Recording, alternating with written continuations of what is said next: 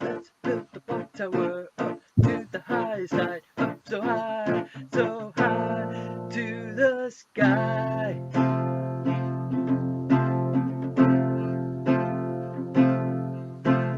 Watch it wobble, watch it sway, watch it tumble, watch it crumble from the sky down to the ground.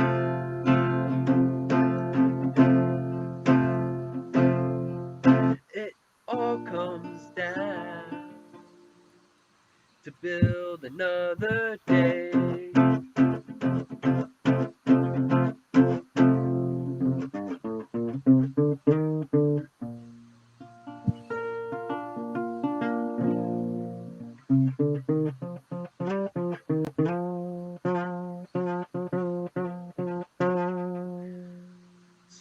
So grab your friends and jump in. We can stand around joking, one at work and the rest at play.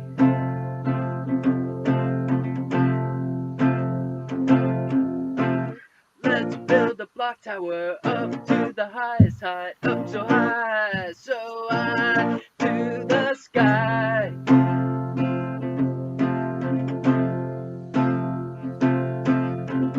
Watch it wobble, watch it sway, watch it tumble, watch it crumble from the sky back down to the ground.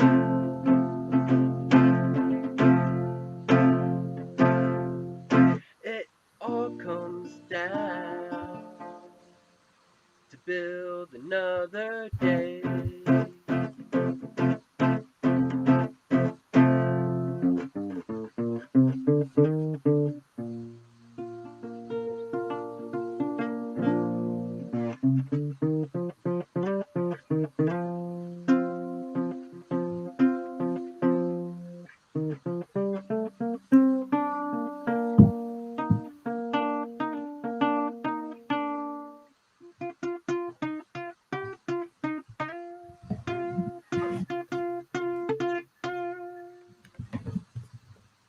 Let's build a block tower up to the highest height, up so high to the sky. Watch it wobble, watch it sway.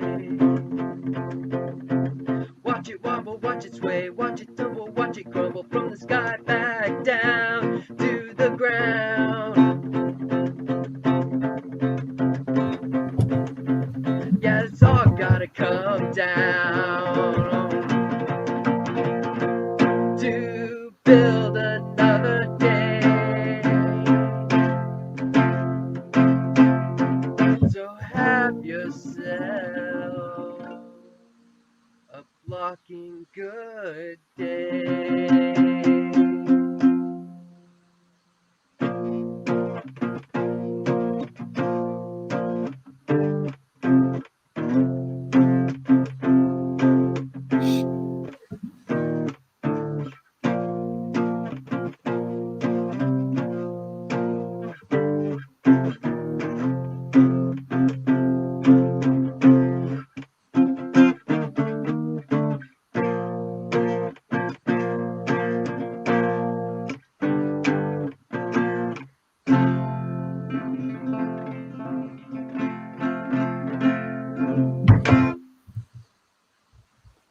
All right. Hitting wrong buttons. I hope everyone's doing well. That's, of course, Tobin Templeman, Ode to Jenga. I played around with the audio, obviously. I hope everyone's doing well. These are the days that you kind of say to yourself, maybe there's hope. Maybe there's hope, right? You know what I'm talking about. Derek Chauvin? Guilty, guilty, and guilty. Let's do something funny. Let's do another video, right? What's up, Rainbug?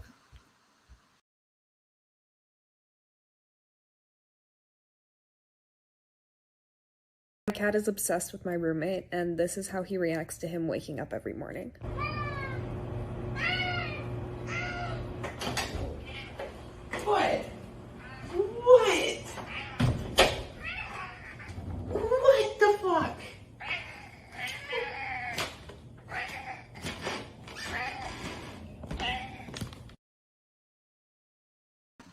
Morning with cats. All right, everyone.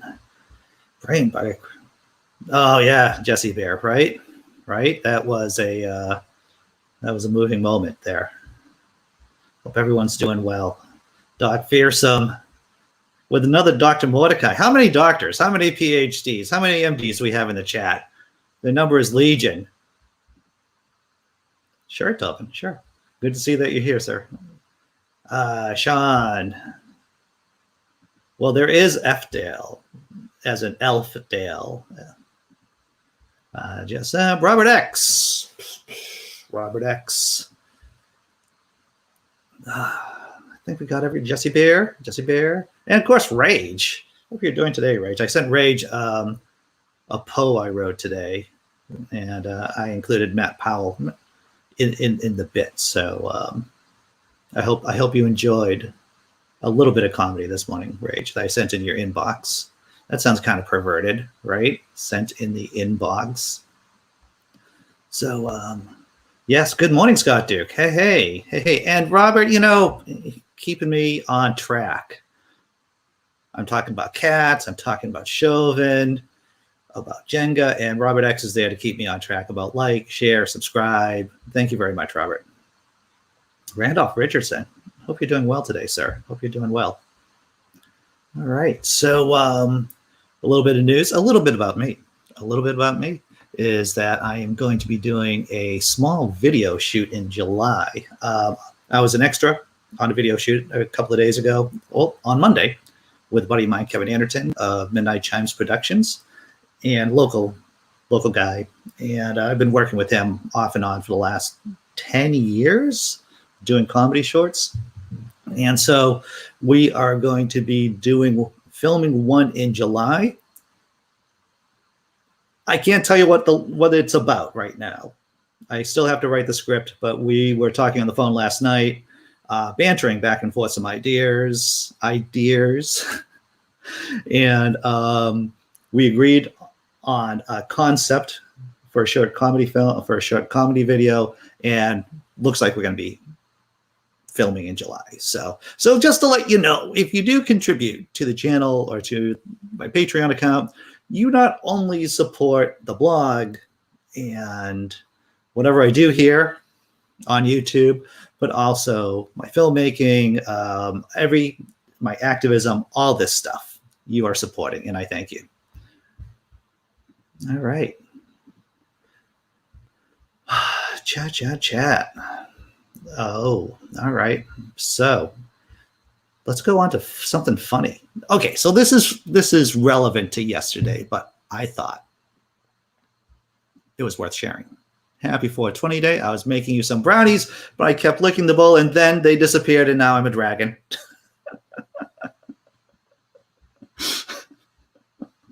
Oh, edibles, you are unreliable. Okay, I'm not gonna lie to you. This next one isn't funny. This next meme, it isn't funny. It is, however, satisfying. Chauvin in handcuffs. Like I said, not very comical, but it is satisfying. I think 9 out of 10 doctors prescribe Chauvin in handcuffs at least 3 times a day for a healthy democracy. And I think we're going to do half the show at least talking about Chauvin in the trial. I'm just saying. Here's the follow-up meme to the other meme. Confused oinking.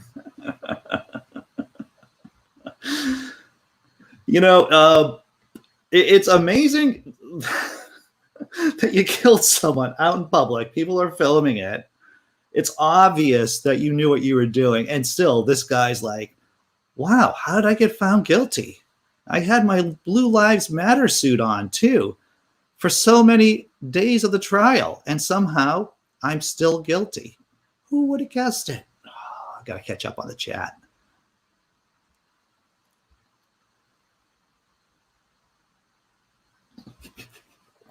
Sammy Jenkins, have you taken your Chauvin in handcuffs today? Indeed. It's necessary for a healthy society, my friends. Yeah, his eyes were turning back and forth, like he was surprised he was guilty. How could you be surprised? Okay, this is the United States of America. So actually, I could see that a cop might find it surprising that they're found guilty by, a jury. It seems like, and tell me if I'm wrong on this. If I only know a little bit about the members of the jury, but they seem to be. The jury didn't seem to be full of old white men, and that might have had something to do with him being found guilty. Like there was a nice age range. It was a diverse jury. And I think that could have been, besides the fact that it's such a heinous crime, videotaped with so many witnesses. But I think the makeup of the jury had something to do with Chauvin being guilty on all three counts. Let's see, Randolph. This is true. The guilty verdict on Chauvin is an important step in the right direction. Randolph Richardson. Orange is the new blue. I see what you did there, Tobin. I see Orange Lives Matter. Is that a t-shirt? Someone's got to make that into a t-shirt. Rage. Someone's got to make that into a t-shirt with Chauvin's face on it. Orange Lives Matter with this look right here. Orange Lives Matter. Maybe with the yoinking too. I don't know. Good times, everyone. Good times. Well, it is after seeing so much craziness go on in this country in terms of policing, I don't think anyone could really know for sure or be sure that he was going to be found guilty at all. All right. I think that's it for memes. Let's go, and I'm going to share a video. And what's the video about? Is it about Derek Chauvin? I think it is. Let's check it out. And good evening once again, day 91 of the Biden administration, though tonight in Minneapolis at the intersection that has become a memorial known as George Floyd Square. Peaceful crowds gathered yet again, not to protest, but to mark a change, a new message of accountability, and just perhaps a bellwether moment in the relationship between law enforcement in our country and communities of color. Former Minneapolis police officer Derek Chauvin is now in a jail cell after being convicted of murder in the death of George Floyd. Late this afternoon, after some 10 hours of deliberations in all, the jury said it had reached a verdict. Count 1, unintentional second-degree murder, guilty. Count 2, third-degree murder, guilty. Count 3, second-degree manslaughter, guilty. And with that, it was all over. The jury was dismissed. Court officers went over to Chauvin, placed him in handcuffs, led him out of the room to await sentencing 2 months from now.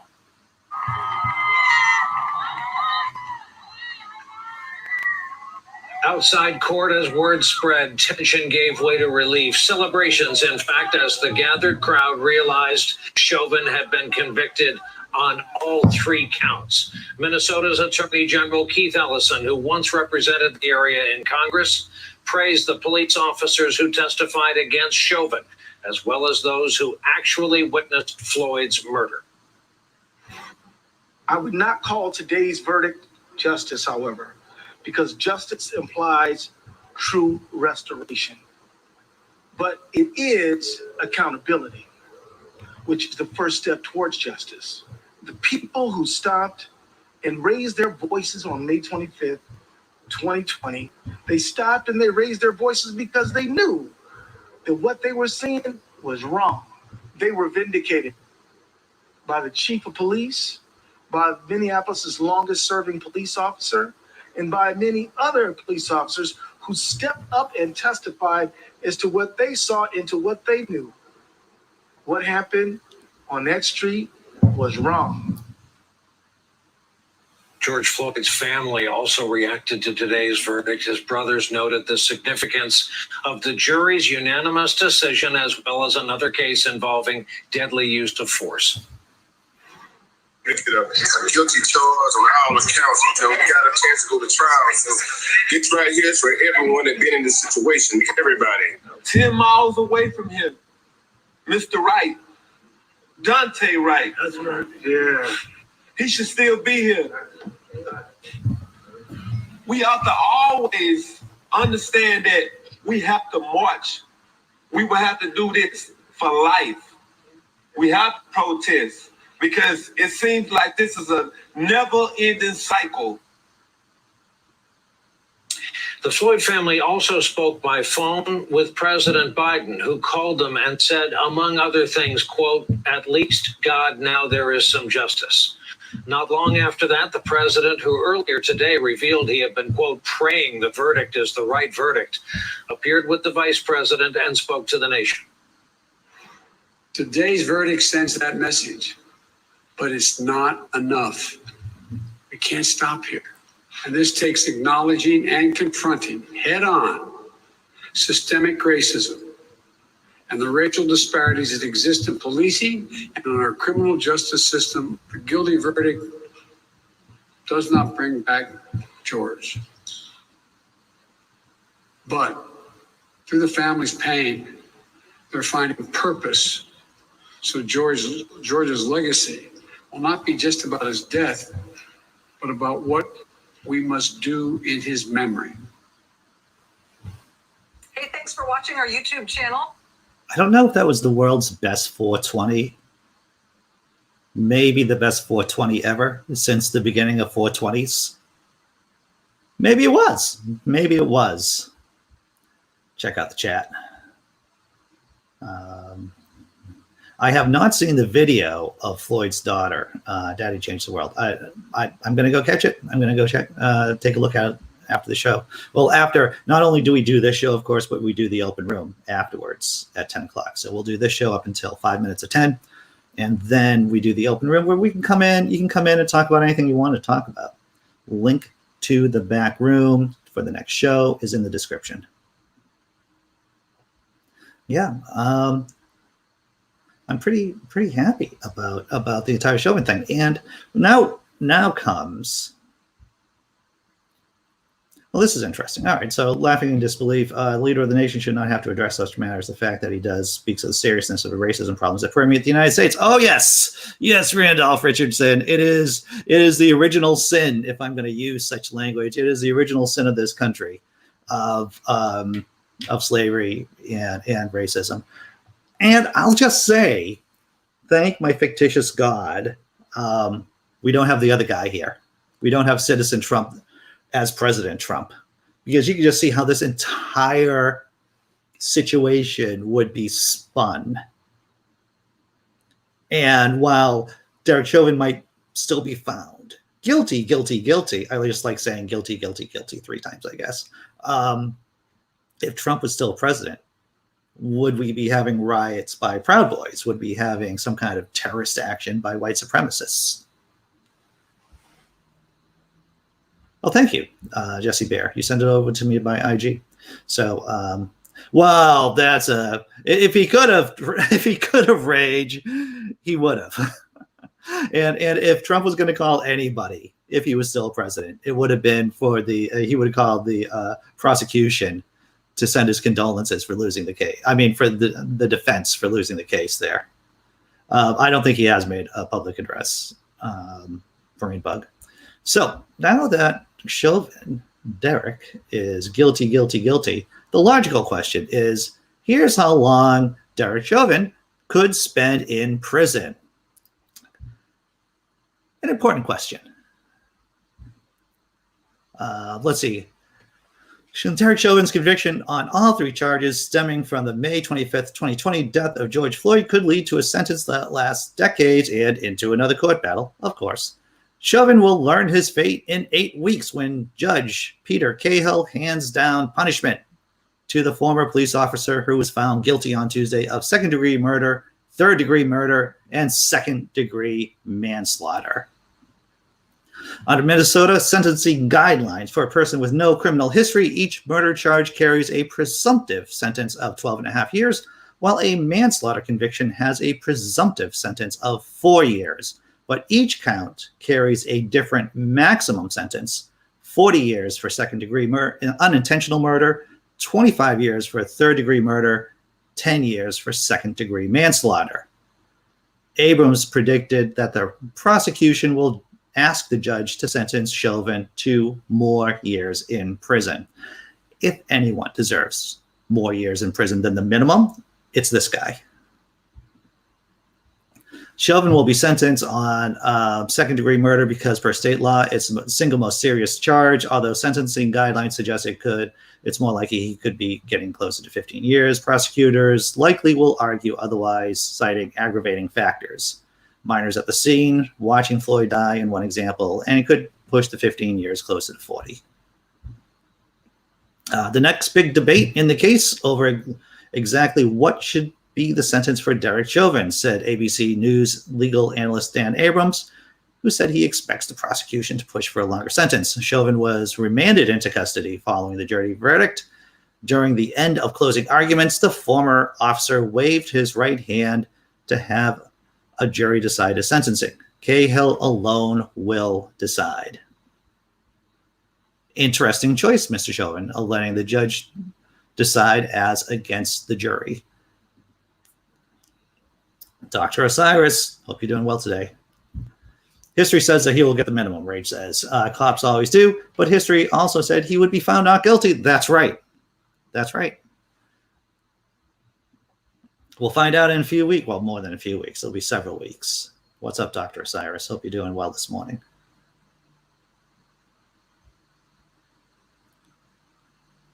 Oh, see, here it is. Blazing says, if Trump was still around, or if he was going to comment, he would have said Floyd was a criminal. Like the 3 kids he insists kept in jail for murder DNA acquits him for. And he would have given Chauvin if he could have gotten it. Indeed. Indeed. All right. So I think I'm caught up on the chat. And so Chauvin, predictions about being sentenced, maybe minimum, maybe maximum, maybe somewhere in between. I myself, I wouldn't be against to a heavy sentence. A super heavy sentence? Yeah, maybe a super heavy sentence. Maybe the maximum sentence. What's up, Lone Wanderers Bunker? You're somewhere in the chat. All right, so what's the next story we're going to? Oh, Fox News. What? So made a great step forward. Well, we made a step. Whether it's a great step or not, who knows? There are other signs around the country that police reform is occurring. Like we talked a couple of weeks ago about Maryland's reform, about dealing with their police, with the police in Maryland. But let's see what Fox News has to say about the verdict. Fox, I just want to say this guy, and this is why conservatives aren't funny, by the way. This is a prime example of why conservatives aren't funny. This guy is supposedly the comedian amongst the Fox family, the Fox News family. Fox News host Greg Gutfeld says he was glad about the Derek Chauvin verdict, even if he might not be guilty of all charges, because my neighborhood was looted. Let me just say this. Greg Gutfeld is supposed to be the funny one, and this is what he came up with. He was glad about the Chauvin verdict, even if he's not guilty, because at least Gutfeld's neighborhood won't be damaged. A Fox News host on Tuesday drew groans from colleagues over his reaction to the Derek Chauvin verdict. I'm glad he was found guilty, even if he wasn't guilty of all charges, Greg Gutfeld said. My neighborhood was looted. I don't ever want to go through that again, he said. Punching down. You see, because when you're doing comedy, as most of us know this, is that when you are actually punching down at people who are being persecuted, that's not really funny. That's just mean. That's just mean. Fox News host Greg Gutfeld said on Tuesday that he had a really selfish reaction to the Derek Chauvin guilty verdict, and it did not go over well with the panel. How bad does the joke have to be? How mean does the joke have to be to not go well on a Fox News panel? I'm glad he was found guilty on all charges, even if he might not be guilty of all charges. Gutfeld said, I'm glad that he's guilty of all charges because I want a verdict that keeps this country from going up in flames. And Juan Williams, the official Quisling. Yeah, I use the word Quisling. That's a historical reference of Quisling. Quisling, for those of you who don't know, is Norway's Benedict Arnold. World War II reference. Does it all boil down to World War II and National Socialism? Sometimes it does. But yes, Juan Williams, the Quisling that appears on Fox News. Oh my goodness, co-host Juan Williams replied. So the host of the show is trying to calm Greg Gutfeld down. But Gutfeld's not having it. He's like doubling down. What do you mean? No, at least I'm being honest. My neighborhood was looted, Gutfeld said. I don't ever want to go through that again. Greg, this is the rational voice on the Fox News panel. And this is this Pirro person, who is a Judge Pirro on Fox News, who is not known for her reasonableness. Greg, we do not sacrifice individuals for the sake of how people feel, Pirro replied. The bottom line is that courtroom is a place where the evidence is brought in. It is pristine in terms of the way it's handled. Everything outside of the courtroom does not enter it. Interesting interpretation of the American legal system, but Gutfeld doubled down. Okay, whoa. Wait for a second. Did you hear what Fox News reporter Mike Tobin said when he was interviewing some people outside the courthouse, and they said, hey, we're not going to loot tonight. We're going to celebrate. So we were dealing with what we thought was a sense of extortion, that if this doesn't go a certain way, and I'm speaking the truth, my God, it just makes my mouth feel dirty. It makes my mouth feel dirty. That's what it does. It just say these words. If it did go a certain way, the wrong way, there was going to be destruction. We know that. Why pretend otherwise, he said. Co-host Dana Perino then turned to former South Carolina Congressman and Fox News analyst Trey Gowdy for his reaction, with the panel moving on from Gutfeld's remarks. Like I said, Gutfeld's supposed to be the funny guy. He has his own show.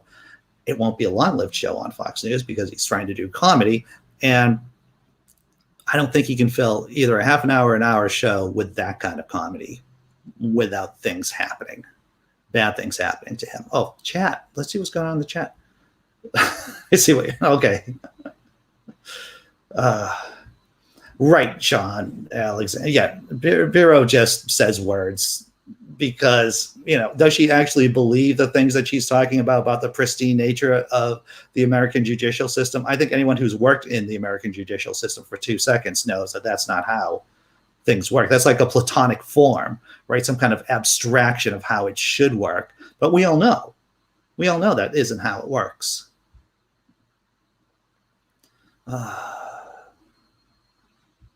Well, Randolph, you're right. Alex Jones can speak more eloquently about Chauvin's conviction than Donald Trump ever could. Yes.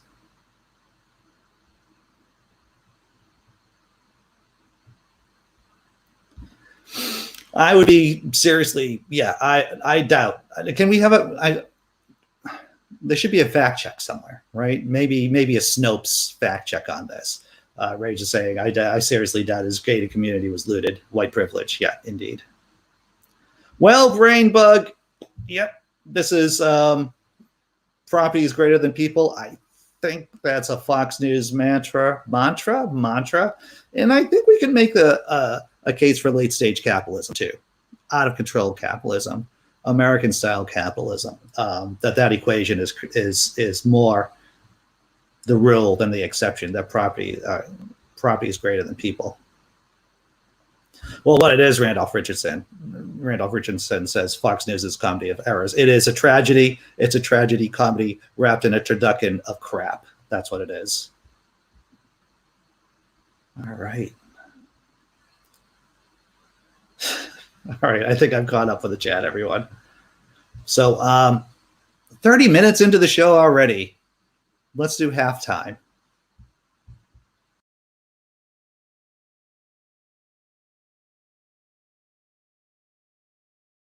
Here's my impression of a barbershop quartet jumping into a stack of frozen meatloaf. Hello. Hello. Hello. Hello. Oh, fuck! One more time. Here's my impression of a barbershop quartet jumping into a stack of frozen meatloaf. Hello. Hello. Hello. Hello. Oh, fuck! You have to suffer for your art. That's what you have to do. And that man suffered. I don't know if that was art or not. But I mean, frozen meatloaf. If any frozen meal deserved to be smashed into, it would be frozen meatloaf. I'm not even saying that as a biased vegetarian whatsoever, but maybe frozen meatloaf would be the ideal frozen foodstuff to smash into. The guy must love frozen meatloaf. Just imagine how much meatloaf he had to buy at the store, and then what did he do with it? I don't know. I'm sorry, Doctor Osiris. I'm sorry. I don't have many obsessive compulsive traits, though I think my girlfriend might disagree with me on this. But being on time is one of those things. I just need to be on time, man. Right? When you hit the frozen meatloaf, frozen meatloaf hits back at you. I think that's a Newtonian law. Is that the second law of motion? When you hit the frozen meatloaf, there's an equal force of the frozen meatloaf hitting back at you. Someone corrects me. I'm not a physicist, but I think that could be the second law of motion of Newton's motion there. All right. So what's the next story?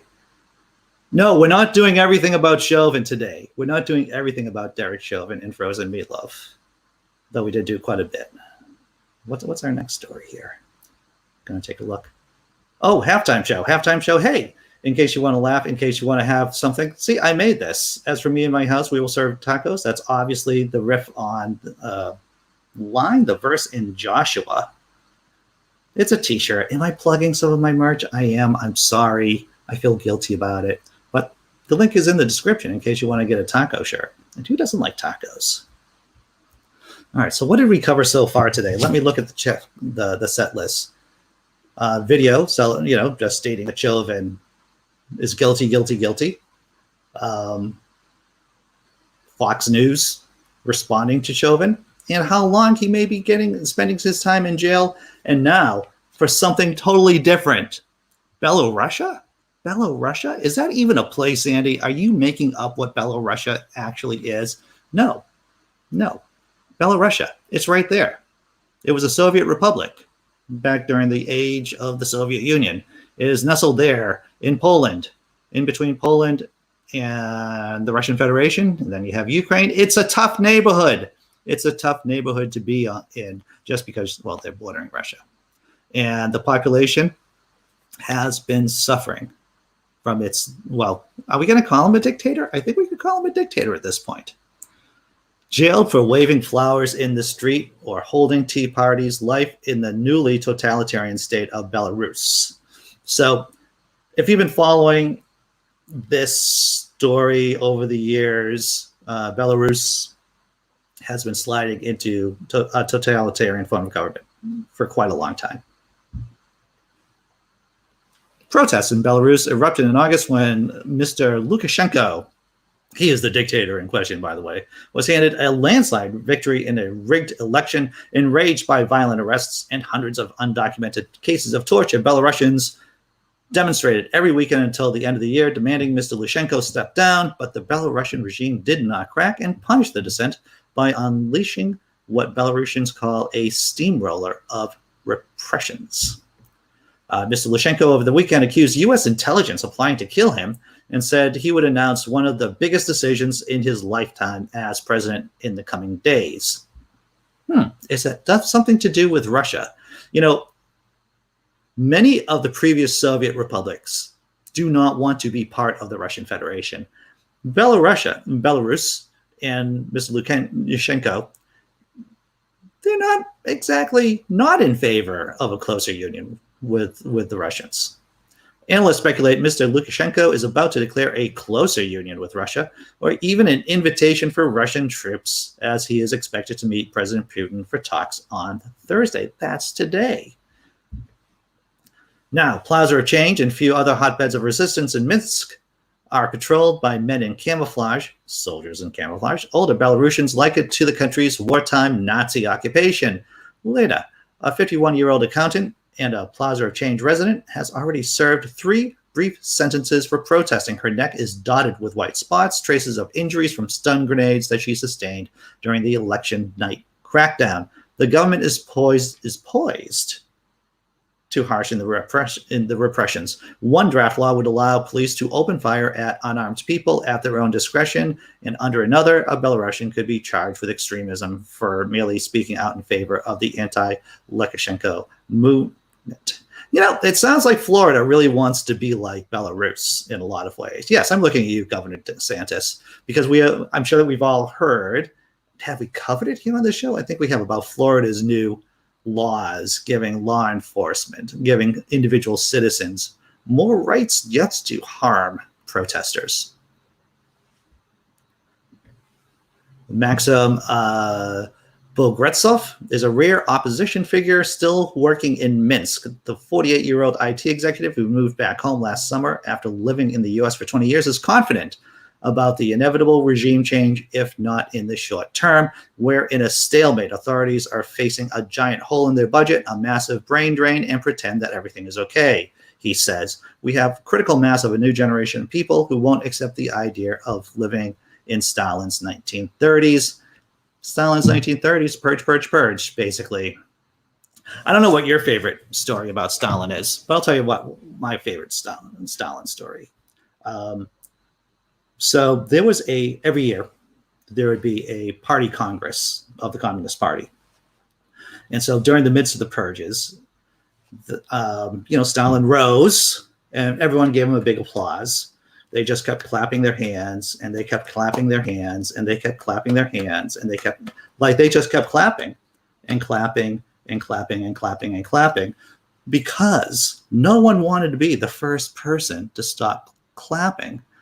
Because if they were seen to be the first person to stop clapping, then it'd be off to the gulag or worse. And that's the kind of maniacal control Joseph Stalin had over the Communist Party, over his own party. It was at a point that and because he knew, Joseph Stalin was a lot of things, but he wasn't an idiot. He understood what was going on. And after letting them stand and clap for an extended period of time, he's like, you can sit down now. You can sit down. It doesn't matter whether or not you're sitting or standing. Some of you are still going to be purged anyway. So that's my favorite Joseph Stalin story. Those are crazy laws. The Belarus laws, the Florida laws, they're all made to be, they're authoritarian. They're meant, and you know what? Here's the thing too, all right? I'm going to bring it back to Derek Chauvin, because many activists have pointed out that if it wasn't for the pressure on the streets, Chauvin could have easily have walked away, right? If it wasn't for people being engaged, taking, shooting, with their camera phones, with their phones, what was going on, then Chauvin would still be free. And so that's why it's so important to have laws protecting protesters as against to these Florida laws that are there to persecute protesters. Protest is a necessary ingredient in any living, thriving democracy or democratic republic, any free society. Andy ranting today. Vesta. Considering all the Christian nationalists in the USA, I would probably live in a gated community. Glad I live in Canada. Live on an acreage within the city limits of Calvary. Oh, okay. John Hudson just came in. Chauvin is meatloaf. I swear that's what I heard. Maybe I'm wrong. There was meatloaf. There was a lot of Derek Chauvin.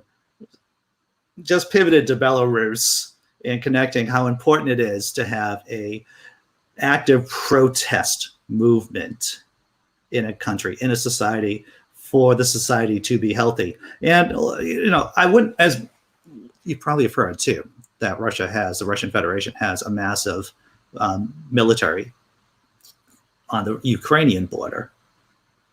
The idea, yeah, I'm saying idea again, that the Russians would have troops in Belarus too, as well as on their extensive border with Ukraine. It would just, if I was Ukraine, I'd be even more scared than I was before.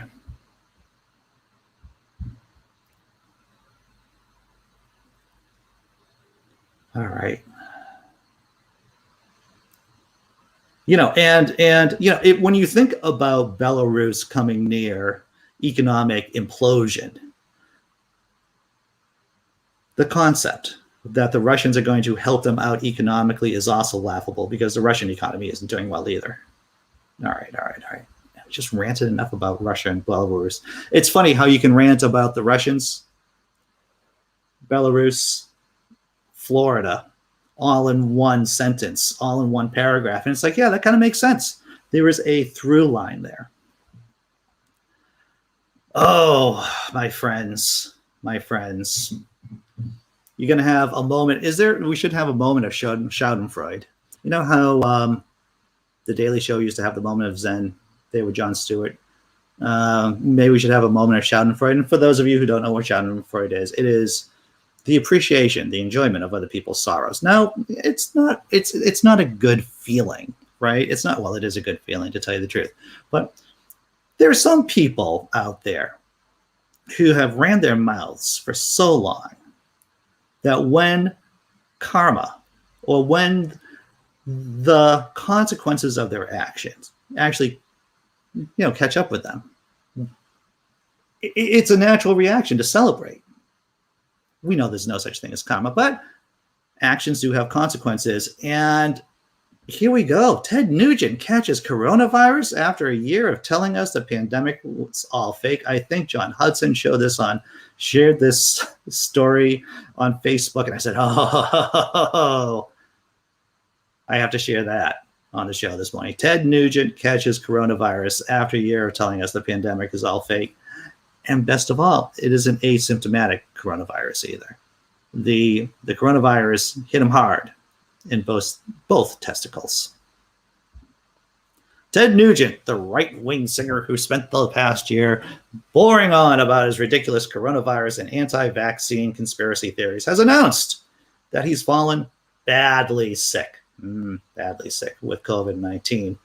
Since the pandemic began last year, Nugent has described it as a scam, ridiculed mask wearers as sheep, and proudly announced that he would never take the coronavirus vaccine. But he has changed his tune in a Facebook Live on Monday when he complained to his viewers, "I have had flu symptoms." I'm trying to get the violin sound in my head as I'm saying this. "I have just had flu symptoms for the last 10 days. I thought I was dying. Just a clusterfuck. I was tested positive today." And here it is, right? Even when Ted Nugent is trying to be reasonable, he can't be, because he's just Ted Nugent. I'm not going to even say, I got the Chinese shit. I got stuffed up head, body aches. My God, what a pain in the ass. I could hardly crawl out of bed in the last few days. Good, Ted Nugent. Good for you.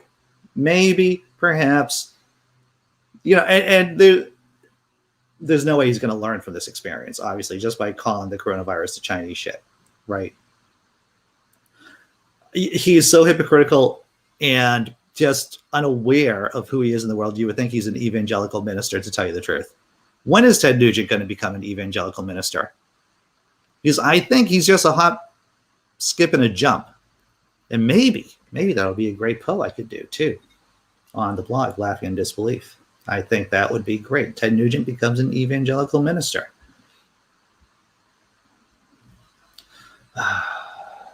Randolph Richardson, exactly. He is a damned racist. It's not the Chinese virus. It's called COVID-19 coronavirus. I have a strong dislike for all those bigots. Exactly. Ted Pungent, 420 atheist. Very nice 420th atheist. Now that's a moment of Schadenfreude. Thank you for supporting me in my Schadenfreudeness. I don't know if that's a word. Shad. Now that's a moment of Schadenfreude. I hope he does recover. Maybe he gets vaccinated for cat scratch fever as well. Exactly. Well deserved. That is correct. Oh, hey, good news from Randolph Richardson. Just registered yesterday for receiving the COVID-19 vaccine. Scheduling is the next step I'm holding for. Good for you. Hope you do, man. Schadenfreude, one of my favorite negative emotions, indeed.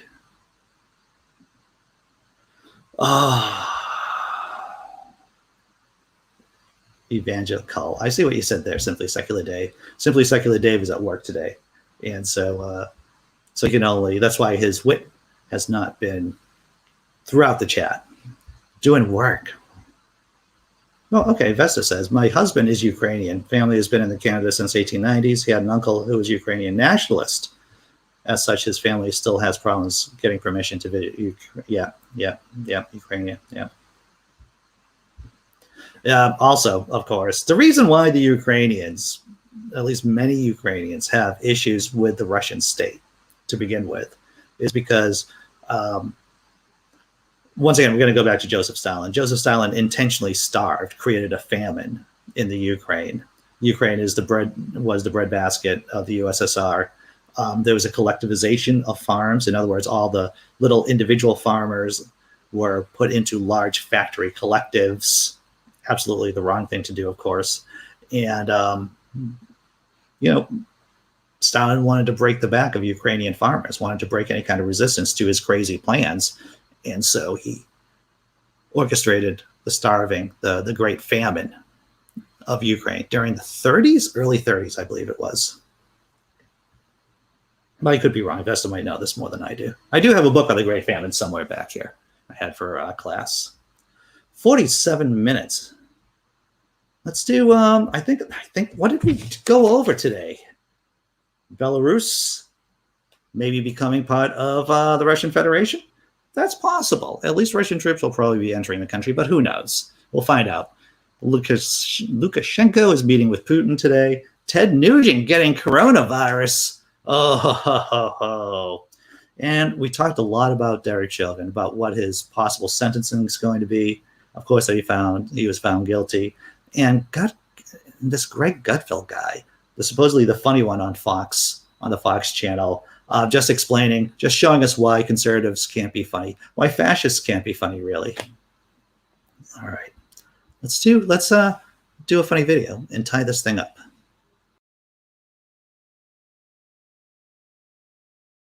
So my boyfriend asked me to write a song defending people with red hair and freckles. He brought one of his friends along, and they're gonna help me sing it from their perspective. Chuck Norris is sick, Emma Stone is super hot, and you sound like a dick when you call us carrot tops. No, we're not all Irish, and we're not spawns of Satan. And guess who writes for Billie Eilish? Her ginger brother Phineas. Stop ginger hate, it's getting old. Gingers are great, and we absolutely have souls. Get it!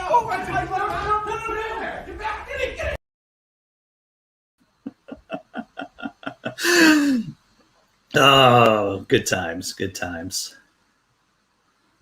There was a nice beat, yeah. That's not a brain bug. That's not how you communism, Joe. That you have to unionize Ukrainian farmers. Indeed, brain bug. You can say one thing about Bolshevism. It was a not the best form of communism whatsoever. Sure, Ian Davenport. Always a pleasure. Always having a pleasure. Why, thank you. I try my best to share some love. And if you haven't seen, there's a Hidden Brain episode, actually. I talked about this yesterday, the podcast Hidden Brain.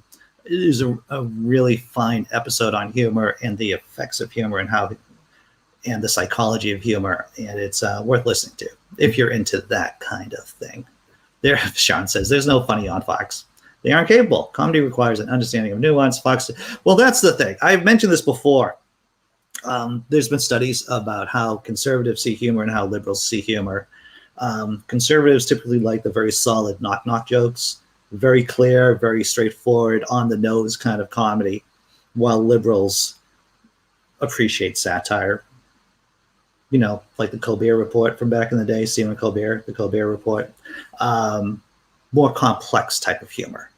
So there is that. But when they try to do something, at least when Fox News tries to do anything outside of a knock-knock joke, they do seem just to be mean and white supremacists. Why, thank you, Randolph Richardson. And he combines a nice mixture of serious topics with humor. It's not overdone, and it's so easy to enjoy. Accessibility. All right, so what am I going to do? We're doing the live. We're doing the open room at 10. Link is in the description. If you want to pop in, that's fine. If you don't, if no one shows up, I'll just shout into the void for a few minutes. I'm going to do a video. I'm going to show you the video of my thank you video for members and patrons. And I'll see you at 10 o'clock, everyone.